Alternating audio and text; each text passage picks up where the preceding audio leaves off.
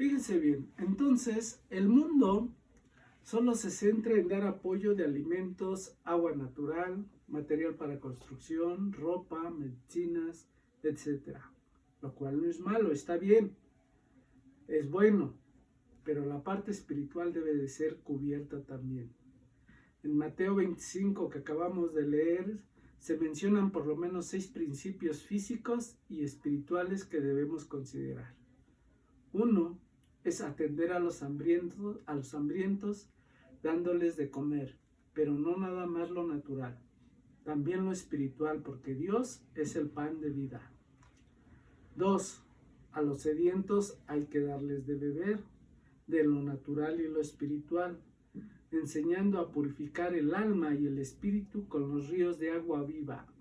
Esto conlleva testimonio y tiempo. 3. A los forasteros darles alojamiento, de lo natural y de lo espiritual. Nosotros debemos darles acceso a una casa celestial a través del discipulado. Es nuestra obligación. A los desnudos hay que vestirlos, de lo natural y lo espiritual. Cubrir su alma y espíritu. Dios tiene por lo menos 7 vestidos para no llegar desnudos al cielo. Por eso se necesita conocer la palabra de Dios. 5. Hay que visitar a los enfermos, de lo natural y lo espiritual. Lo podemos ver sano físicamente, pero en lo espiritual puede estar grave. No hay como ayudar a que sanen del cuerpo, pero lo más importante es que sean sanados del alma. Y 6. Atender a los encarcelados sus necesidades temporales y familiares. La Biblia dice que Jesucristo vino a sacar de las tinieblas y de las cárceles espirituales, hablando de ataduras, yugos y maldiciones de los encarcelados. Necesitamos, aquí retomamos lo que yo les decía, no es que sea un requisito, pero sí tenemos que tomarlo en consideración y muy en serio. Necesitamos arrepentirnos de todo corazón, de la frialdad de nuestros sentimientos, pero más por no estar llevando el evangelio como debe ser llevado. Somos imagen y semejanza de Dios, y el atributo de la misericordia debería de ser una fuente inagotable de bendición, no nada más para nuestras vidas, sino para nuestro prójimo. Y Dios promete darnos esa misericordia, porque dice, y bendecirnos, en Mateo 5:7 dice, bienaventurados los misericordiosos, porque ellos alcanzarán misericordia. Entonces, la misericordia de Dios es la inclinación del corazón de Dios hacia la consolación espiritual. Es dar paz y seguridad en la tribulación.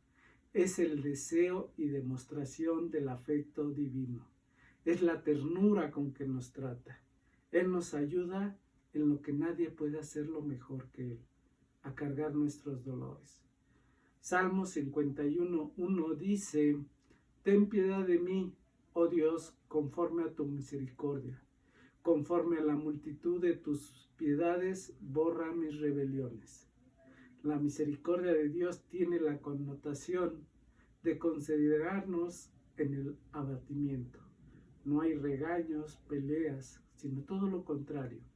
Hay amor por el que sufre cuando ya está arrepentido. Fíjense, cuando ya está arrepentido.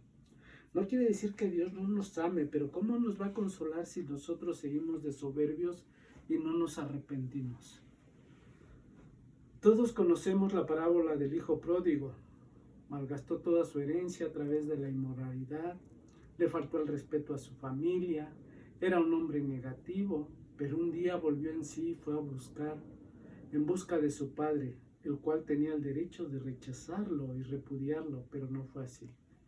Lucas 15:20 dice, y levantándose vino a su padre. Cuando aún estaba lejos lo vio su padre y fue movido a misericordia y corrió y se echó sobre su cuello y lo besó. El padre que corre hacia su hijo y y se echa sobre su cuello y lo ves, es figura de nuestro Señor Jesucristo. Así está esperando Él que nosotros volvamos en sí y volvamos a Él, vayamos a Él. Pero fíjese, en este versículo, en esta historia del hijo pródigo, hay varias claves para recibir misericordia. El hijo se consideraba todavía como padre a su padre. Se arrepintió de su inmoralidad, pecado y maldad. Nunca culpó a nadie de sus pecados, es decir, se hizo responsable de sus pecados y de sus consecuencias. Y nunca usó la autocompasión, nunca dijo, ay, pobrecito de mí, yo no merecía este trato de Dios, si no soy tan malo para estar así, etcétera. ¿No? Hay algunas otras frases que a veces decimos. Dios jamás será movido a misericordia cuando usemos la autocompasión, porque nos consideramos a nosotros mismos y bueno, pues nos consideramos tan buenos que dejamos al Señor de lado y entonces pues no lo necesitamos, somos nuestros propios jueces. Esta es una ley espiritual muy importante. Solo podemos recibir misericordia los que somos hijos de Dios, bajo la figura del arrepentimiento y fruto digno. El Salmo 103, versículos 13 y 14 dicen, como el Padre se compadece de los hijos, se compadece Jehová de los que le temen, porque Él conoce nuestra condición, se acuerda de que somos polvo. Así que la misericordia de Dios es indulgente, comprensiva, condescendiente, no tiene límites, fronteras ni tiempos cronológicos. Dios es leal siempre y su presencia es constante, dispuesta, ilimitada y siempre da fruto de bendición. Es su gracia en acción.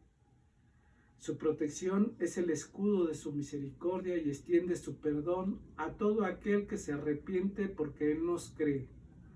Salmo 103, versículos 8 al 11 dice, misericordioso y clemente es Jehová, lento para la ira y grande en misericordia, no contenderá para siempre, ni para siempre guardará el enojo, no ha hecho con nosotros conforme a nuestras iniquidades, ni nos ha pagado conforme a nuestros pecados, porque como la altura de los cielos sobre la tierra, engrandeció su misericordia sobre los que le temen.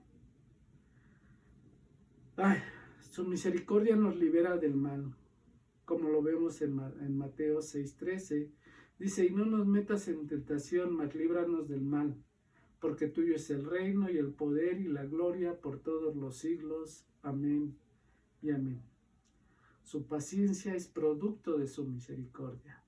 Igualmente Dios siempre está esperando a aquel hombre o mujer que jamás ha aceptado a su Hijo en su corazón.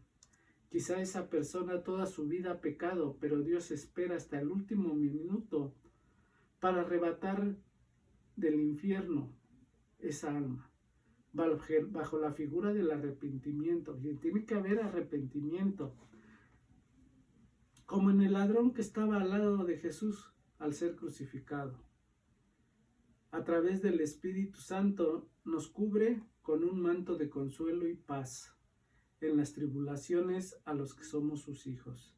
Segunda de Corintios 1, del 3 al 5, dice, bendito sea el Dios y Padre de nuestro Señor Jesucristo, Padre de misericordia y Dios de toda consolación, el cual nos consuela en todas nuestras tribulaciones para que podamos también nosotros consolar a los que están en cualquier tribulación, por medio de la consolación con que nosotros somos consolados por Dios. Porque de la manera que abunda en nosotros las aflicciones de Cristo, así abunda también por Él mismo Cristo nuestra consolación. Nos da su amor de forma incondicional, aunque muchas veces no lo amamos como debe ser amado, porque nos confronta y nos llama muy en serio la atención, y eso no nos gusta, pero no deja de amarnos.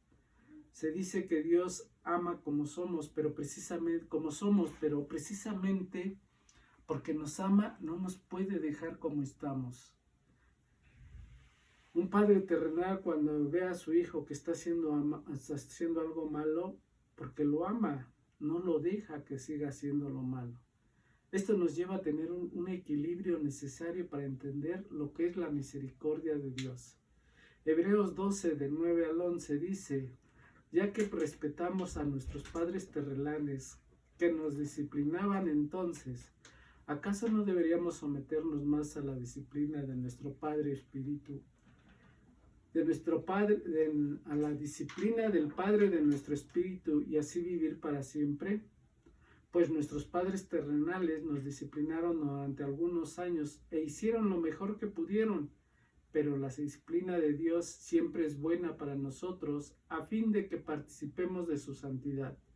Ninguna disciplina resulta agradable a la hora de recibirla. Al contrario, es dolorosa, pero después produce la apacible cosecha de una vida recta para los que han sido entrenados por ella. Dios nos ama y nos confronta haciéndonos ver los errores y pecados y las falsas expectativas de nosotros mismos. Así demuestra su interés por nosotros. Eso es misericordia, porque quiere lo mejor para nosotros. Regresamos en un segundo.